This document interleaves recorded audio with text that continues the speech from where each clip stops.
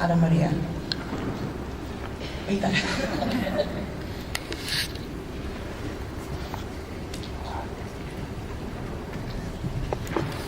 Good morning to everyone. It's a great pleasure for me to be here, and it's the third time I come to address this very, very nice audience of Europe Direct. And I love doing it for two particular reasons. The first one is I've seen Europe Direct from the very beginning in my own country, Malta, and I see the very important contribution Europe Direct gives on the ground to provide information about Europe to the citizens. The second is because you are so important. You are so important in ensuring that the message comes across to each and every citizen. You have such an important role, and I really thank you for taking up this role in the member states.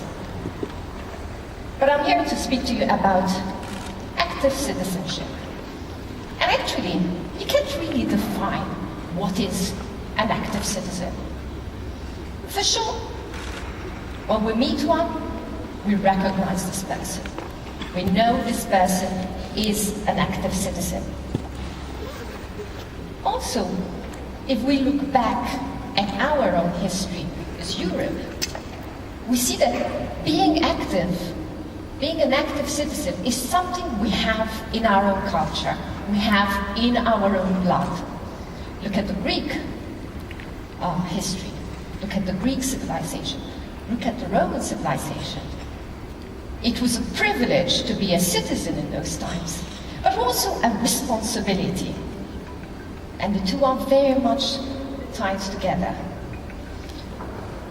And even as we see in those days and in these days, when you have a crisis, it's even more important that we are active, that we are not just people who look and see events pass in front of us, but be active. And being active now, we realize, is not only just going to the polls and putting a sign on a ballot sheet, and that's it. Furthermore, we realize that the citizens don't really think that is a particular tool for democracy. Why am I saying this? Very recently we had a Eurobarometer survey which was specifically about European engagement in participatory democracy. And just over 50% of the respondents said that voting in European elections is an effective way to influence political decisions. Just over 50%. We speak a lot about disillusionment, citizen disillusionment. For me, actually, overcoming disillusionment is by being active, by feeling that one is having a role, is having a say, and having one's say being listened to. But to start with this, one needs information. It is the basis. To be able to also have a voice, make one's voice being heard, one needs to have the information on what to base this. And you are the people with the information for our citizens. Being active is something which I have to say we at the ESC know a little bit about, because our members are civil society. And civil society in itself means active citizens. Because it is somebody who has a belief, who has a goal, who gets organized with a group of other people and actually work towards that goal. So in itself, civil society is a group of active citizens working hard for a specific goal. And these are the people we represent. We represent organized civil society in Europe. Our own members are 344 people coming from different organizations in Europe. Employers' organizations, trade union organizations, NGOs, farmers' associations, consumers' organizations. So being active is something we see on a daily basis. It's something we work towards. And as the only institution which has a tie with civil society in Europe, and also our members working on the grassroots in the member states, this is something which is truly important to us. But I'm here to share some examples. The first example I want to share with you, which is something very much at the heart of the ESC, is the tool of the Citizens Initiative. So as from 1st April of last year, citizens can use this very powerful tool in which they can have a petition and present a change they would like to see in the legislation to the European Commission. We, as the ESC, have been from the very beginning, as civil society representatives, ensuring and fighting for a citizens' initiative which is simple and easy to do, with an understandable set of rules. Now that we have the Citizens' Initiative, we took up the role of, since the very beginning, informing whoever is interested in a Citizens' Initiative of how to go about this. We in fact published the first guide towards Citizens' Initiative. But also provide a framework in which networking can be done. Meetings with stakeholders can be held, in which also some mentoring can be done to the ones who would like to or are carrying out the Citizens' Initiative. And on an institutional level, then also liaising with the Commission and supporting the Commission, advising the Commission on a Citizens' Initiative, so a petition which has been brought forward. It's very exciting to see a number of petitions now that we're in the first year being done. And I'm particularly excited about seeing young people getting together and doing a Citizens' Initiative. The one that strikingly comes to mind, which was initiated by a number of a small group of young people, is to eliminate roaming charges in Europe. But here you see many people actively working towards a specific goal. And I think the important lesson one draws from also the Citizens' Initiative is the importance and the power of interinstitutional cooperation. Cooperation between the different institutions at the European level. The second example I want to give you is something which is even more personal to me. And this is a project which I've been undertaking for the last 2 years. And this is 5 Ideas for a Younger Europe. Some of you know about this project because you have been instrumental in also ensuring that this happens in your country. And I thank you for this. But what is 5 Ideas for a Younger Europe? This is a project in which myself and Gianni Pittella, who is the Vice President of the European Parliament, went around to a number of universities in Europe, spoke to young people, and asked them, what are your 5 ideas for Europe? We don't want to come here and tell you what we've been doing in the Parliament, in the European Economic and Social Committee. We want to listen to what you want us to be doing at the European level. I have experienced active citizenship in this project. The amount of young people who not only came to just talk, but who prepared, who discussed with their own fellow colleagues, students, who debated before our meeting, and who then proposed in every visit what are their 5 ideas. And this is where I saw engagement. And believe you me, it is not true that young people are not interested. They want to take center stage. They're just tired of people speaking for them, thinking they know them better than they do. They want to have a voice.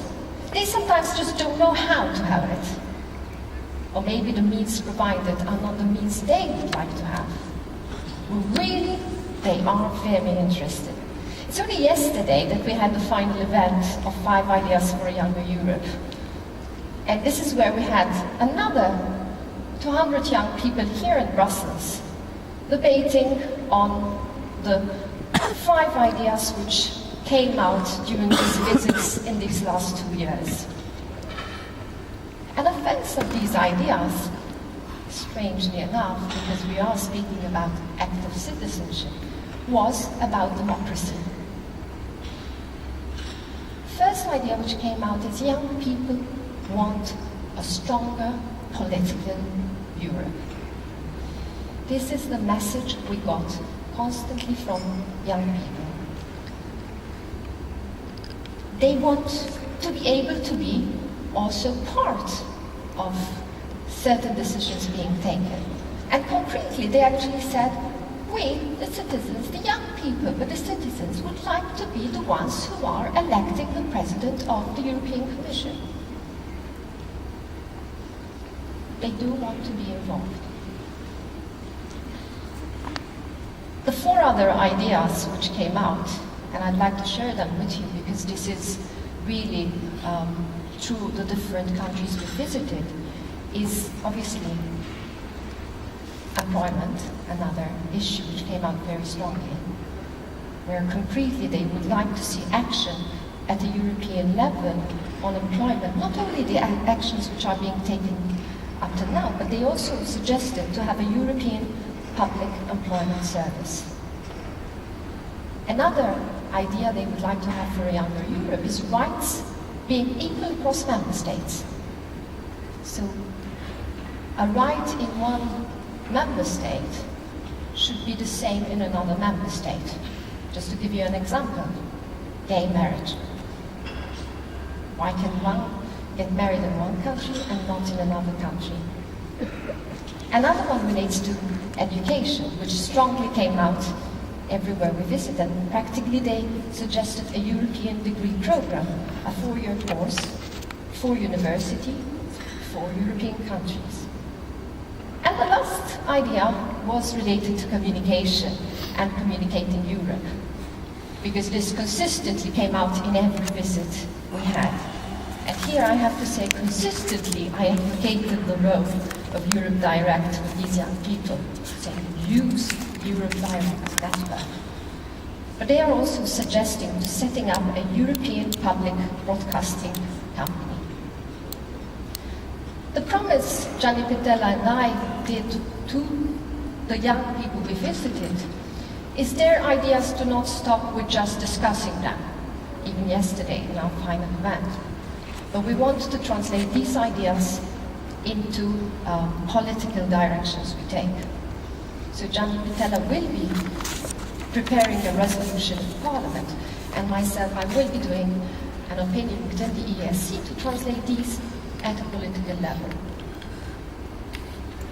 I can assure you, when the young people see this happening, see tangibly something happening with their own ideas, this is when they become even more committed and feel that it's worth the while.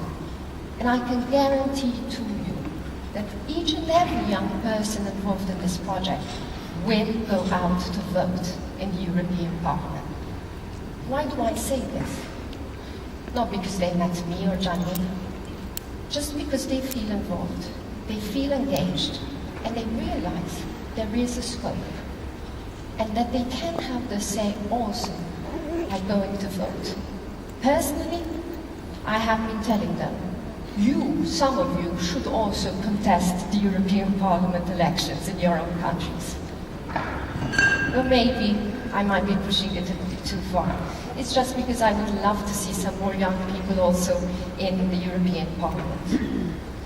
So these are just two examples I wanted to share with you.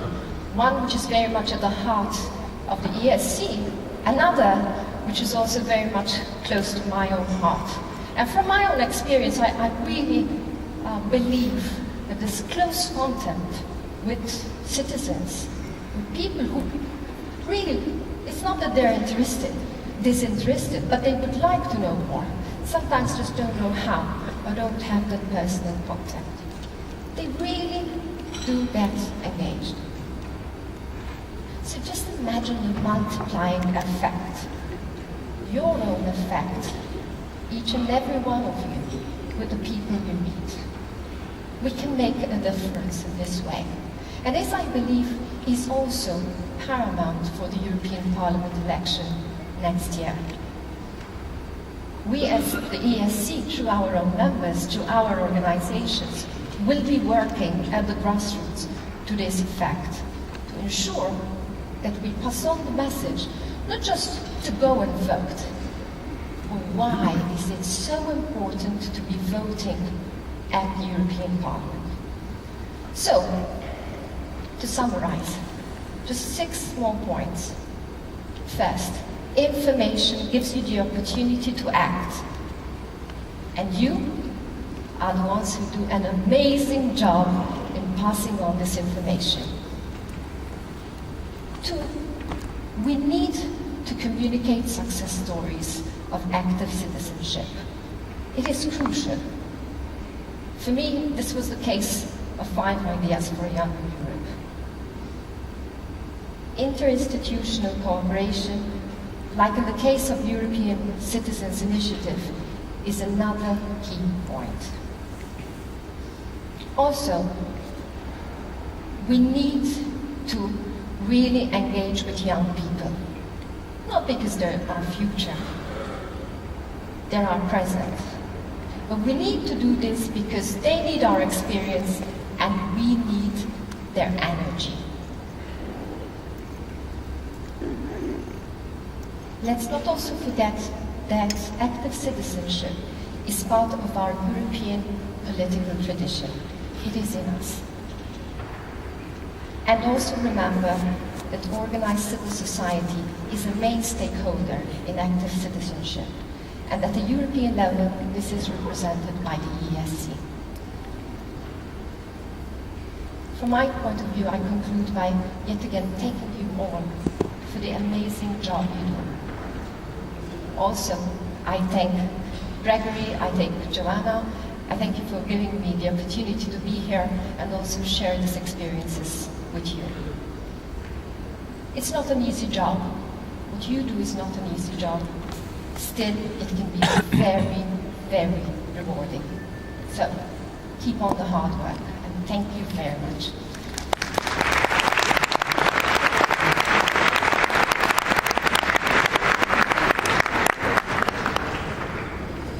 Thank you so much. Thank you.